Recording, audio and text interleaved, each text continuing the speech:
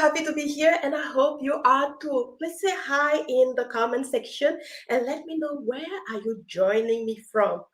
All right, my name is Flora Bezi. I am the founder and CEO at Linoratech. And Linoratech is actually a wonderful company that is helping most of the businesses out there, the leaders out there, the tech people out there into creating more inclusive and digital product. Basically, we are helping closing the gaps. And please don't feel shy. This is an open platform where everything is safe. We are all friends already.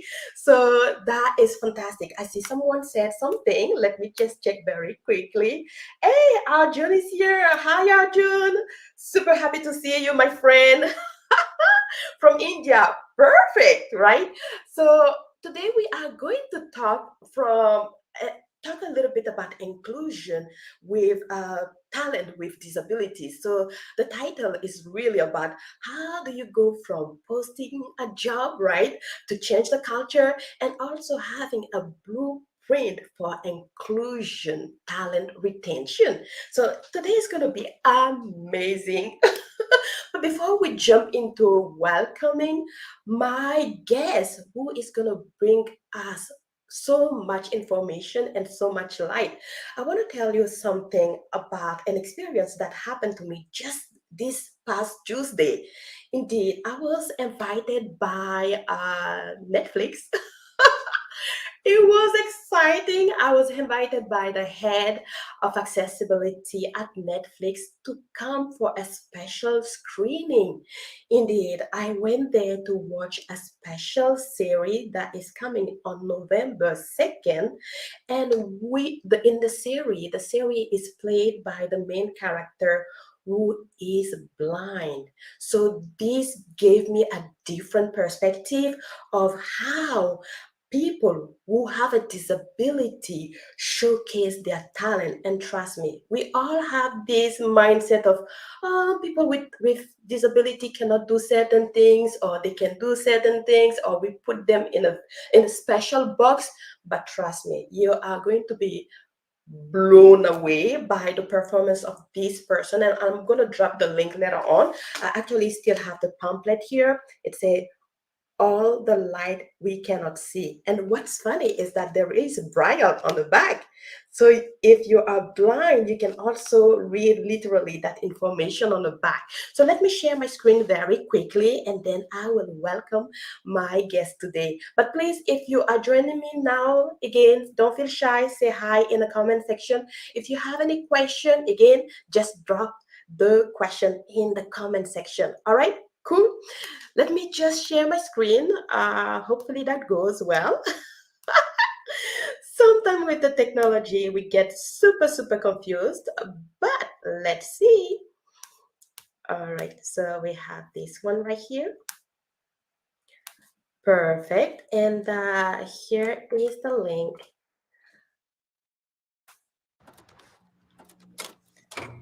Ladies and gentlemen,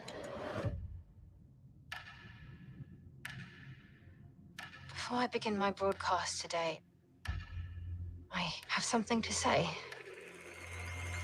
In this time of darkness, of invading cities, I'm trying to remember. Light lasts forever. Darkness lasts not even for 1 second. When you turn on the light. I know that broadcasting could get me executed.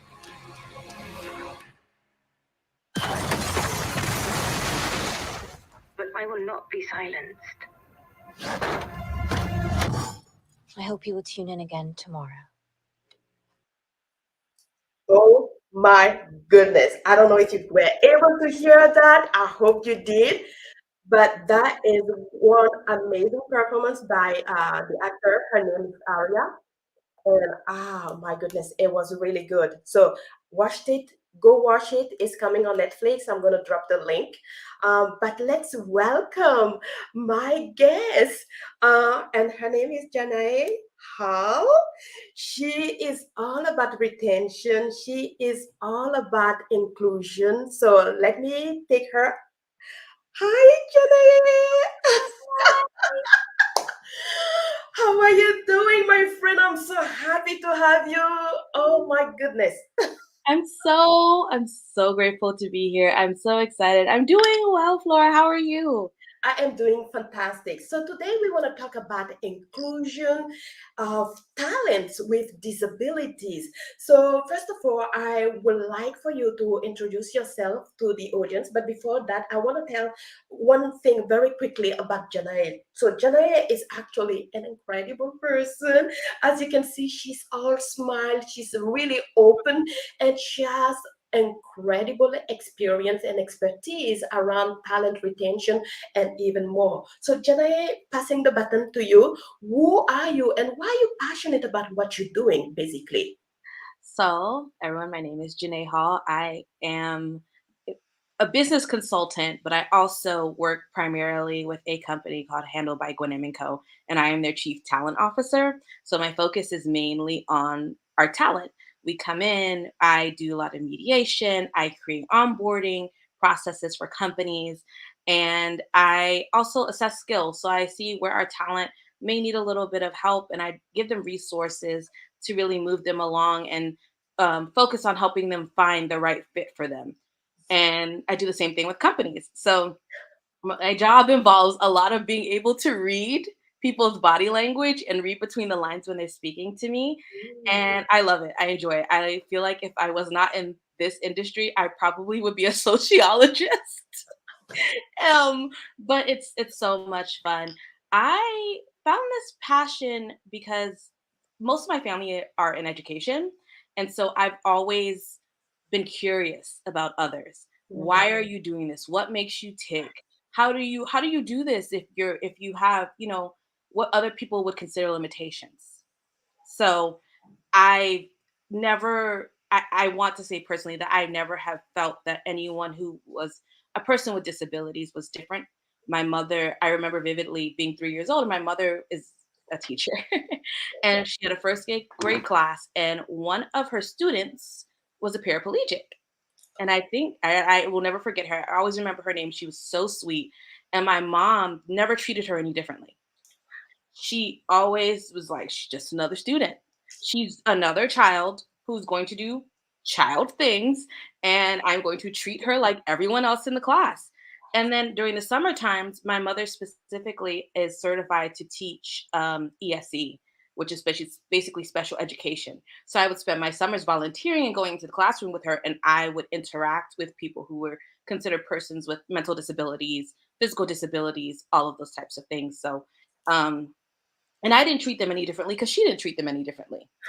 So I grew up and I just said, these are people who have to survive as well. What happens if you're in an accident and you have to learn to live differently with a disability? That does not exclude you from needing to have a job or needing to provide for your family. So I love it, love it. So, what I am understanding is that based on the environment also that your mom created, based on the exposure, you were able to see that, listen, we are human. It doesn't really matter. And through life, things can happen and new identity can form. Ooh, I love that. Because what is happening, right? And I have to be blunt. And again, people, if you're joining me now, just say hi in the comment section. And if you have any question, just drop them, don't feel shy. And so basically, most people oftentimes think that a person with a disability is a person who cannot do much at a job or even provide in society. So usually when I work with corporation in my field of work, I work mainly on digital product like website applications or documents. Most of those elements are products sometimes have a little bit of limitation, and so I have to take the chance to educate people on how to perceive or remove the limitation and so on. But here's the thing: many people still think that hiring a person with a disability might not be quote to quote profitable. Can you kind of share a little bit of light and tell me? Because as you saw it in the snippet of the movie I shared, I don't know if it was audible. Were you able to hear something? Okay. In the movie, that the snippet of the movie I shared, the girl was, it was her first time performing as an actress, and then other people in the movie told that she literally mastered in a few weeks what they have mastered over 30 years of working nonstop, which Mhm. goes to say that a disability is not per se a limitation. But I want to hear your own experience and your thought around that. So for me, I feel that, or at least what I've noticed, is a lot of companies feel like it's a hassle to do this. They don't realize, and I know, Flora, that, we're in different spaces, but um, a lot of places don't want to provide the accessibility. I'm not going to say accommodations because that's just making it seem like, oh, I have to make things happen for you. They don't want to provide accessibility. So when you go in for a job interview as someone who may be deaf, they are legally, you can bring an interpreter with you. And a lot of people don't know that. That you have that. And if you find out, especially I know in the USA, um, the I believe it's the American with Disabilities Act specifically, talks about how if there is any type of discrimination based off of that, if you are qualified for this job and there's any type of discrimination, and I'm not going to, you know, I know these things, but I would always say consult with someone for legal advice, always in regards to this. But you can take this to the people on this board that are in charge of this law and come to them and say, hey, I applied for this job. I'm more than qualified. They did not give me a reason for why they did not hire me. And Hmm. because there's no accessibility. How can you, the one thing I love about hiring and retention in companies is that you can bring in someone completely new and completely different, and it gives you a different perspective.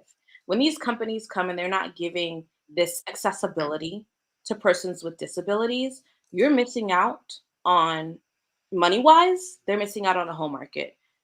Creativity wise, they're missing out on an opinion. Yes, Someone who can bring you insights into what challenges this community is having, into what you could do with your product to better serve this community.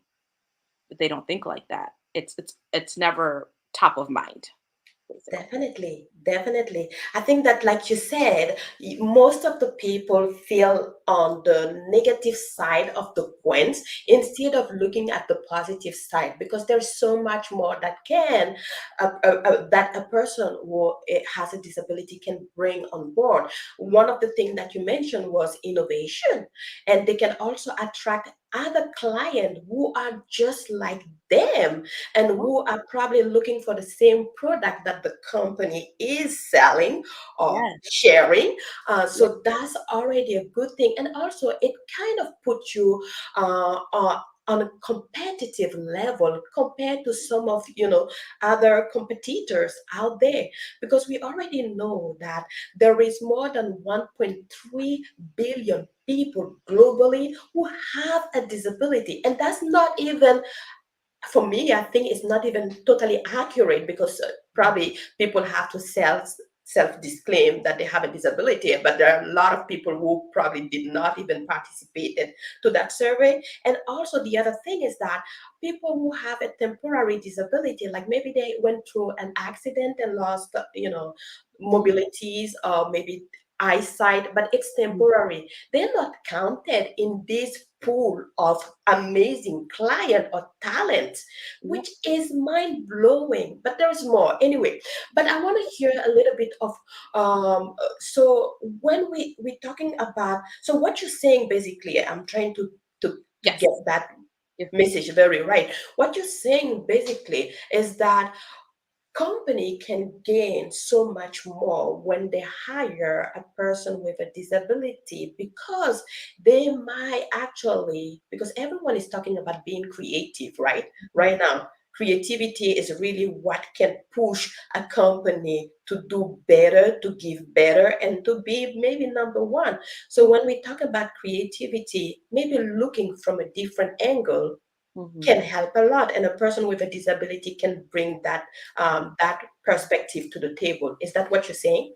Yes, definitely. I think that sometimes, especially, I'm seeing a lot of advertising now where that's trying to be inclusive and or trainings. I've had someone tell me the other day they had a training that they do at the beginning of the year, school year, that is tone deaf, completely tone deaf. And I'm saying you're not, and I'm thinking to myself, you're not speaking to this community. You're going based off of what you think is Mhm. correct and what you believe to be true. But their point of view will tell you a completely different story. And Mhm. until you bring that perspective in, you will be tone deaf. You will Mhm. not be able to understand and you will not be able to speak to and gain the audience of this community Yes. until you have these conversations. And that is something that is extremely important to me. I, Important. yes, I always treat people how I want to be treated. That is my mantra, my motto. I'm not going to treat you any differently than you would treat me. Ooh, I love that, and I think that most people will love the same thing. So, please, audience, do you know anybody in your circle who have a disability, or in your network? Please say yes or no, and that's totally fine. This session is really meant for us to explore this area and see how we can connect, how we can open up the door so that everyone feels secure, everyone feels seen, acknowledged, and also, respected. All of that happen. You said something that is quite interesting, and you said, for example, you mentioned how we can open up the door Mhm. through the job posting, right, to get the right people. And you said, if you go by your own uh, perception or your own bias, you might not appeal to the right community out there who have a disability, but who have also the genius or the talent needed for the company or for the position. Can you talk a little bit about it?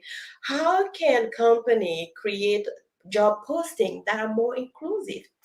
So, one thing they definitely can do is make sure you're looking for software when you're doing your job postings, sites like when you're looking at sites like Indeed or you're looking at LinkedIn, make sure these have accessibility settings because those are number one, they're the biggest one.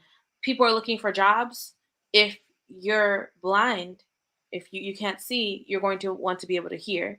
If you're deaf, yes, you can read it, but I know people who are partially who have to have, you know, be able to increase the size of their font. I know people who are s- blind and hard of hearing. Yes, So there has to be some, you have to make sure that those accommodations are available. And I know that a lot of persons with disabilities will make sure that they have that on their end yes, to be able to complete the job, but you also have to meet them halfway and do that. Another thing is a lot of buildings are not handicap accessible. So if there's a fire drill, if there is someone could come in for a job interview and there could be a fire drill, there could be a fire in the building. How is this person going to get out if your elevators are down? it's a hazard. Yep, there's no plan to help those people get out of the building unless someone comes along and says, "Okay, if you can walk on your hands, if you're a paraplegic, or if we can carry you down, we need people to help carry this person down the stairs. You could be on the 20th floor. You don't know." And so that accessibility is so crucial to doing that and also being open to them working from home because they're in my opinion, if a company is trying to save top dollar, working from home is your best bet because you do not have to pay for that person with disabilities to come in and have those accessibilities. Be open to this. Working from home is not a death sentence. It's not, the end of the world. And I'm not saying that because I work from home, but I'm saying that because a lot of my friends who are um, disabled, they talk about how it's easier for them to work from home because they already have the accessibility accommodations versus going into a building where they have to navigate and learn and figure things out. It's easier for everyone involved. Yeah. Oh, I love that. I love that. So, but one thing, even that fortunately or unfortunately COVID taught us is that it is possible to make arrangement and work from home. And I myself, I did hire a couple of people with disability to work with me, and I would say that yes, working remotely, it's a possibility. What I'll probably say, depending on leaders, depending on the company, try to set the bar, or your matrix around the productivity of the person rather than how it is done, because people do things differently. I was working with a person who has mobility impairment, so he uses his voice to do the work, or he uses eyeglasses with a mouse on it to do the work. So me trying to teach him how I want things to be done my way wouldn't have been fair to him. So the most important thing is really to ask the person what is convenient to them and try to work with that. At the end of the day, we want the result. The result is what pushes everything forward. How it is done in the nitty gritty, I think, Yeah, not so important, but I know some company wants to monitor all of that. yeah, I wouldn't say it's necessary, but for me personally, I also had provided flexibility around the time, because some people with disabilities, yes, have different needs, and throughout the day, it might be a bit difficult to do certain things. So yeah. having a little bit of flexibility open up the door for so much more. But what you said also in terms of the entry point, definitely make sure that even your website where you're posting some of those jobs, opportunities for people with disability, make sure that this website is inclusive and accessible. As Janae said, oh my goodness, the way I roll my tongue, but anyway, I please, love it. as Janae said, it's important just to make sure that the door is wide open. And if you can, I would probably say provide an email or a contact information just in case a person is not able to go through in the normal way. They might still get this opportunity to call you, and also acknowledge that any feedback they provide is a feedback that will elevate your company. I know some people, when they get a negative feedback, they get very offended, but I think it's usually this is the opportunity to create more success within your company. I know for a fact that sometimes people will send me a negative feedback, and I'm like, oh, thank you very much. I used to be a bit more defensive, don't get me wrong, but nowadays I'm like, thank you very much, how can I address it? Yeah, And then I take the time to address it. And I think talking with a pool of talent with different perspective is really what you have to do, right? And yeah, that gets me to the next question, actually, Janae, which is about how do we change the culture within the company to be more open and to embrace, people with disabilities. And again, people, if you have any question, don't feel shy. yes, please. Just drop it in the comment section if you want to know something. Like, I know you mentioned something around deaf community, and Mm, you mentioned something also around the blind community, but there's so much more disability. There is color blindness, there are people with yeah. cognitive, impairment, learning disability, and so much Mhm. more. But guess what? While they might be lacking in one area, it's not a full identity. It's just that one area. They Yeah, have a genius on other part that you should be leveraging. And people with disability are loyal employees. Like, seriously, amazing, dedicated, loyal. They yeah, won't leave the job anytime soon if you treat them no, well. we will not. But let's talk about culture change. So one thing, the first thing that came to mind when you said that, Flora, was you don't know what you don't know. Yeah. So if you are working to scale as a company, you're working to bring in new talent in a company, you have to be open to accepting everybody.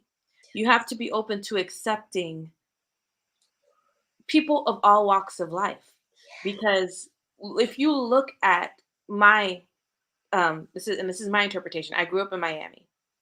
So moving out of Miami and going to other cities that were not as culturally diverse was like a shock to my system because I'm so used to going and I knew that I could go to the Cuban part of town and I could go get Cuban food. I could go to the Jamaican side of town or the Haitian side of town or the what we call the black side of town, which is where you go get the soul food. Like I knew that I could go certain places and I could have this mixture of culture, so I grew up at an advantage with that. Mhm.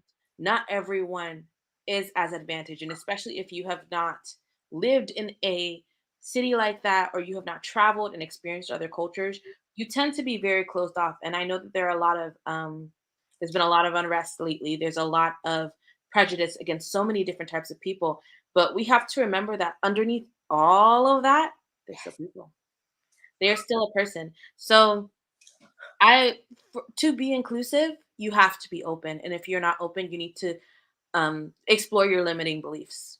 Yes. Explore what those limiting beliefs are, not just for you, but also for your company. Where have you turned down an opportunity where you could have had someone who was a person with disabilities or someone who was different, who may not have exactly been looked like your company culture, not necessarily exuded your company culture. Maybe they were a perfect fit, but they didn't look like your ideal of what your company should look like. I'm not going to get too deep into that. I'm Oh, sure no, but I love it. I love it because what you're saying, you're trying to kill the bias basically in Mhm, the nice way. Why are we just hiring people just like us? We should be open. And a business is about creative inclusion. We want to serve people. So why are we closing the door? mhm, Ooh, I love that. And people, if you feel like you can relate to what Janae said, just say people in the comment section, please. I yes, don't think that we are the only people who feel like it's a human business. It's yes. just a human business. It's just a human transaction. And we should be open minded.